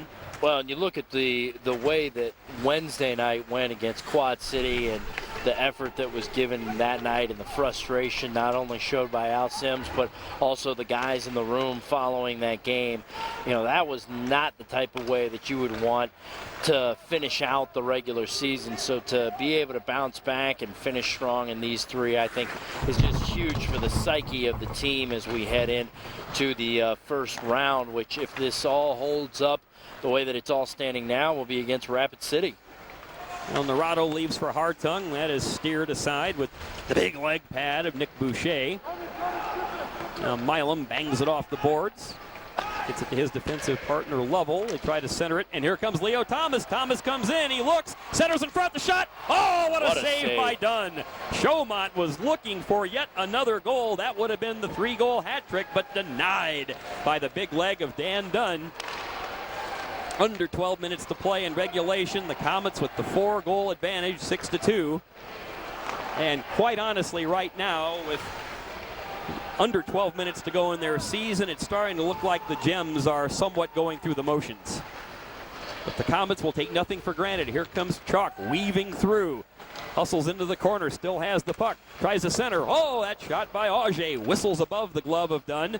And the Komets keep it in. Here is Steranke. Karams the pass over to Benefield. Benefield wheeling behind the net. Taken off the play that time as he's rubbed off by Kennedy, and it's cleared to neutral ice where Frankie DeAngelis will hustle for the Komets. Again, just pumps it ahead.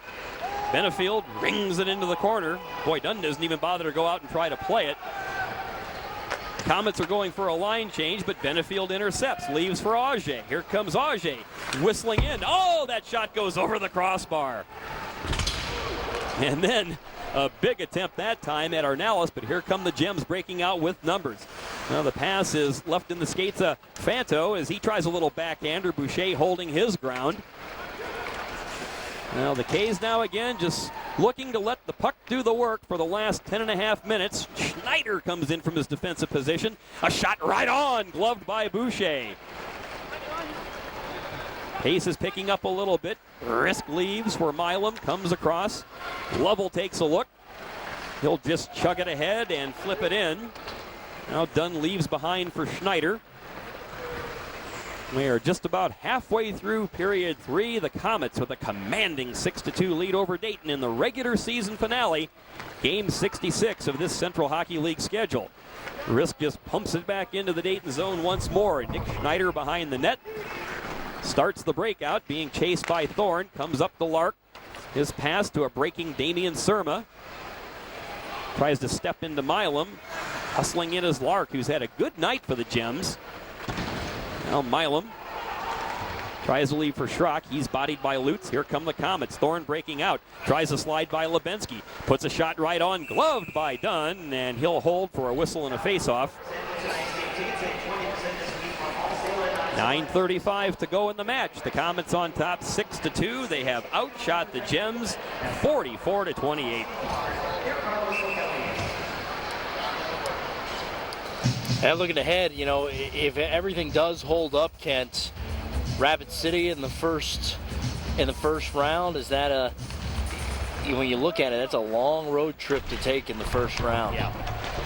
Well, and Rapid City's been playing good hockey. They have won 7 of their last 10. Of course, it was Rapid City who eliminated the Komets in the playoffs last year. Exactly. There's a little bit of history there, even though the Komets haven't been in the CHL long. That was the team that booted them out a year ago.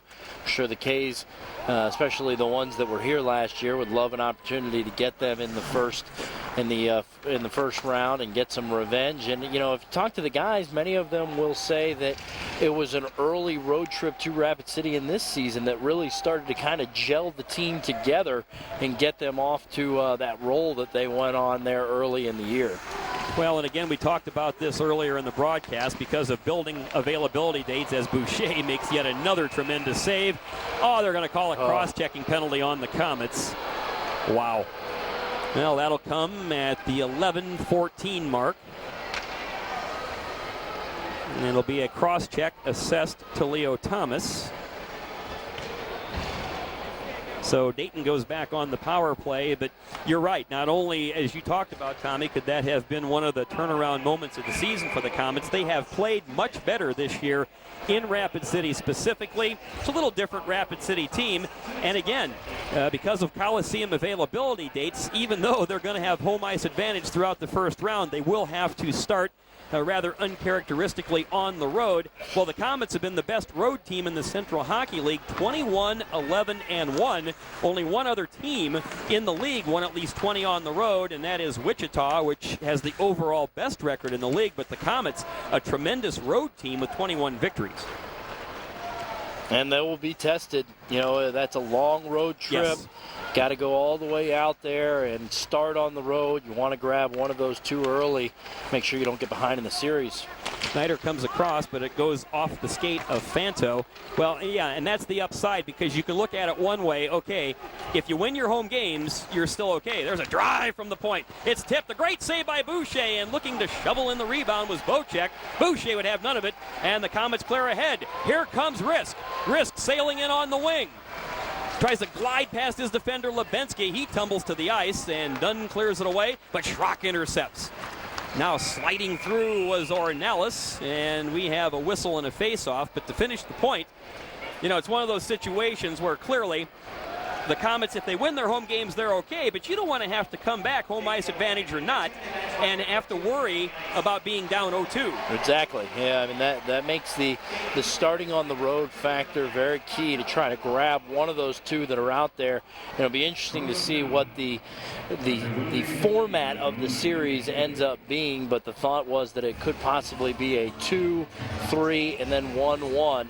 That was one of the things talked about headed into this game as they're trying to look at the different availabilities from the Coliseum standpoint, but a 2-3-1-1 would probably be the most likely scenario from a formatting standpoint.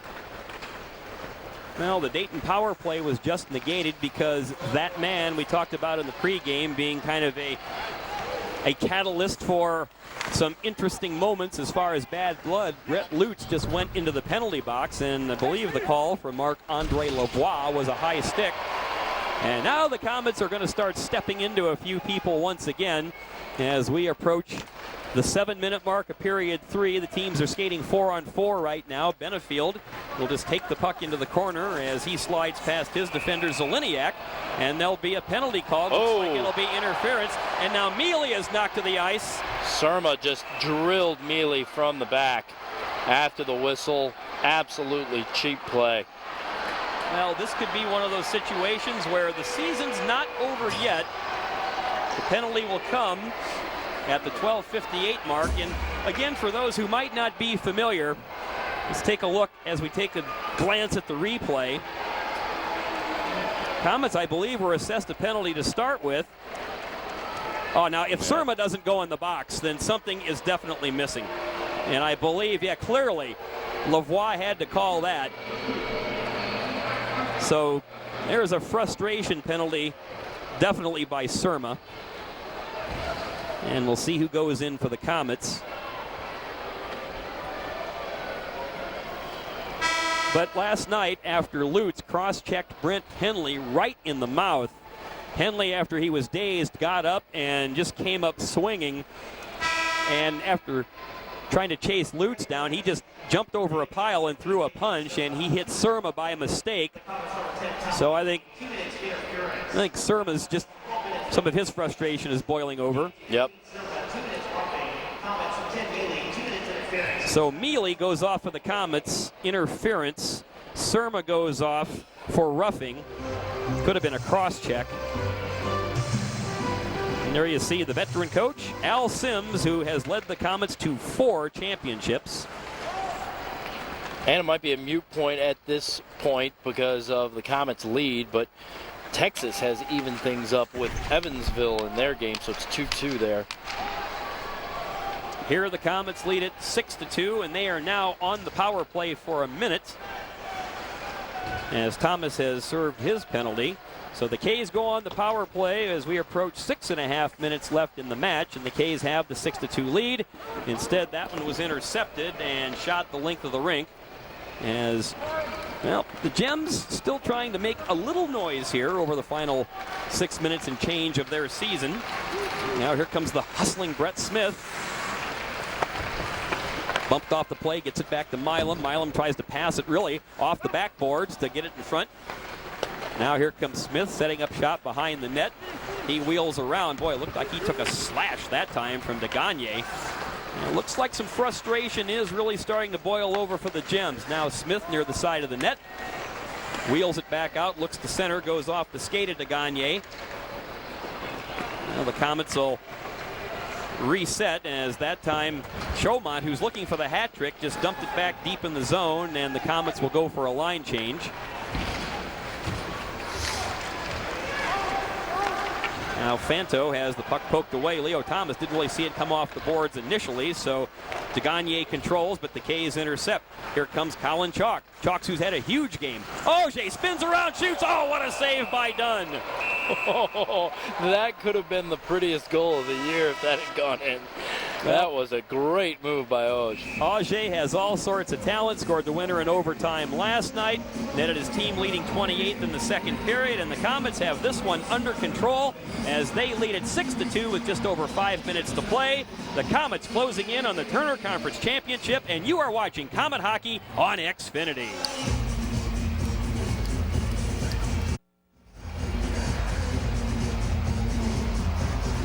Back at the Coliseum, Tommy Schegler, Kent Horman, just over 6 minutes to play. The Komets on top of the Dayton Gems 6-2 as the Komets inch more and more closely to their first Turner Conference Championship.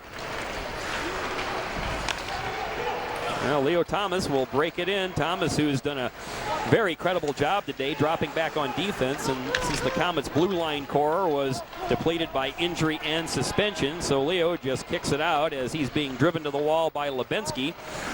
The Komets, and again, Colin Chaulk, nobody uses the body to fend off defenders any better than Chalker. Again, Lebensky steps into Thomas, now kind of muscles him down to the ice, but Thomas just controls the puck with his feet. Now swooping in to take the puck again is Auger. Auger tries to come up front. No. Thomas, though, stepping into Lebensky, but here comes Lutz as the Gems try to break out. 4.5 to go, and a good check is applied to Lark. Here comes Chaulk. Auger tries to put the backhander on, but nope, it's poked away. And a long pass is just a little too sharp that time for Fanto. Now the K's continue to pour it on, just over 4 minutes to go. And it's starting to look like the Komets will have the Turner Conference Championship. Lutz backhander, too high. It's intercepted that time by Schrock, who dumps it back into the Dayton zone. 4 minutes even to go in the regular season. Now here come the Gems breaking out once again. Lebensky just flips it deep into the Komet zone. The Gems go for fresh troops. And that pass a little too sharp. The race is on, that time between Thorne and a hustling John Kennedy. Puck comes out to neutral ice. Milam wheels it across, and Love will just flip it in. The K's. I'm going to check that. That was Frankie DeAngelis. Now a shot in front. Here comes Schrock.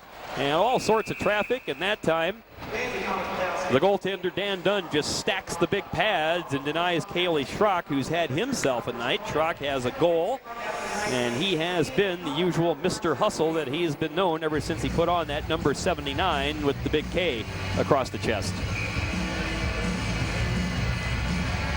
There you see again Schrock come in. Looked like he actually wanted to pass across, but a lot of traffic in front, and Dan Dunn, who came in on a relief mission for Larry Sterling, who was chased at the 5-minute mark of period 3 and has done a good job. Komets now have 46 shots. Lovell has his drive deflected that time by Narado. And as the puck comes into the Komet zone, Boucher will slide it over to Lovell. Oh, that time the heavy hit was applied by Hartung on Vaskivuo. Now Narado is bodied by Benefield, and here comes Benefield. Flips a great little backhand pass, but poked away on a nifty little poke check by Schneider. Under 3 minutes to go, and there's a shot right on by Hartung, and it's smothered by Boucher. Well, I'll tell you what, we don't know what the future is for any of these Dayton players, Tommy, and then more specifically their coach, who has Fort Wayne ties, Brian Gratz. The Gems coach grew up right here in the Summit City, played his high school hockey at Northside, his collegiate hockey at Penn State. Everywhere he's been a winner, but we talked about at the top of the broadcast, the Gems need new investors to remain in a professional hockey situation. They could go junior, they could go dark, so we'll see what the future holds in store for the Fort Wayne native Brian Gratz. Here come the Komets again. A little pass is feathered across, but Leo Thomas couldn't pick it out of midair. And we are at 2.5 minutes to play. Thomas hustling into the corner. He's pursued by Zeleniak. Now again, a shot comes right near the goal mouth. And the Gems look to break out. Here comes Fanto as he crosses center ice, and he pulls one of his teammates, Kyle Bocek, off sides. And talking about the Dayton situation, unfortunately, that's just the reality of minor league hockey now, Ken. We're so blessed here in Fort Wayne to never have to worry about any of that. Celebrating our 60th year of running hockey here in the Summit City. Unbelievable fan base, great ownership, committed to a quality product, and the situations like the one that's going on in Dayton make you realize just how lucky we are here. Well, and here's an example. And we have, again, almost 8,400, so that would bring the Komets' season attendance total to about 256,000. Dayton has drawn 73,000 and change for their entire 33 games. So if fans need the math a little more clarified, Dayton is averaging just barely 2,200 a game, flat out last in the league. The Komets, heads and tails, leading the league at over 7,700 per game. And right there, that tells you the measure of success and, unfortunately, the measure of failure. Komets will flip it out. Again, in full control as they have the 6-2 lead as Surma wheels at center ice. Surma now in the Komet zone, a drive steered aside by Boucher. 100 seconds left in the hockey game. And the Komets have this one all but salted away. Well, and again, to be honest with you, it somewhat tugs at my heartstrings because I did the math. I've probably followed or been involved in some way, shape, or form, Tommy, with the Fort Wayne Komets 44, 45 of their 60 years. Well, it is well documented how old you are, Ken. That stat does not surprise me at all. But the point is, a lot of those years, I remember a great rivalry with the Dayton Gems. And, Dayton has had its ups and downs. It hasn't always been a sustained rivalry with the Komets. The Gems left the IHL for a while. They were the Dayton Bombers of the East Coast Hockey League, and they bounced around a little, so I thought it was neat when the IHL was resurrected. Dayton was part of it, and Dayton now part of the Central Hockey League situation, but there will be a whole lot of questions that we have no answers to right now as what will happen in the offseason, even with the Fort Wayne Komets. 1:16 to go. Strinky snaps it up the boards, and they battle at center ice. Schneider kicks it ahead, collected by Surma. And we are down to a minute to go in the match. Puck goes ahead. Thorne is hustling with Schneider. They battle for it. Schneider has it. Whirls around behind the net, and here comes Nick Schneider with some steam. Lutz is bumped off the play that time by Risk. Komets will just look to clear it. No icing is called. Now we're having some conversation. Now I think this is the last thing, frankly, the Komets need is any kind of extracurriculars because they're the ones looking forward to the postseason. Risk tries to clear, can't. Now Thorne does, ahead to Schrock. And Schrock takes a look. He'll just pump it into the corner as we get to the 22-second mark. Now Lubinsky just collects the puck. No real sense of urgency. Schneider leaves for Lubinsky. And we approach the final 10 seconds. Sterenke has it. The fans are on their feet. Rung around the ice, 4 seconds, 3 seconds, a shot in front, no, and buzzer, the Komets are the Turner Conference champions for 2011-2012.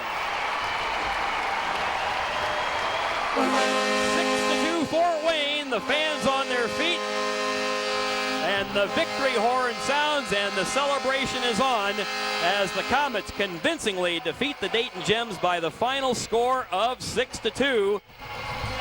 All smiles, handshakes all around. You see the Komet celebration, and you see what looks to be a little bit of a bittersweet moment at the other end of the ice for the Dayton Gems as they are shaking hands, exchanging hugs, because this very well could be it for Dayton. And in a real gesture of class, Brett Smith goes over, shakes hands with Damian Surma. Nick Schneider, some of the other Gems, some of the other Komets are coming over to shake hands, because these guys are all part of the same fraternity. And some of these very guys wearing Komet uniforms, Tommy, have been in the very same situation. See Brett Smith and Jamie Milam. They won a championship last year, and their team folds. Yeah, less than a year ago, they're going through this same exact thing, so they know what that's all about. And just hats off to the Komets organization. You know, by their standards, a rough season last year and the first season in the CHL, trying to figure out what this was all about. They went to work in the offseason, and at the end of the day, it results in a regular season championship and hopefully more in year number 2. Well, the Komets now have assured themselves of home ice advantage at least to the first 2 rounds of the playoffs, and just a great win for the Komets as they pick up win number 40 of the season, and they cement the Turner Conference Championship. We'll be back to wrap things up. You're watching Komet Hockey on Xfinity.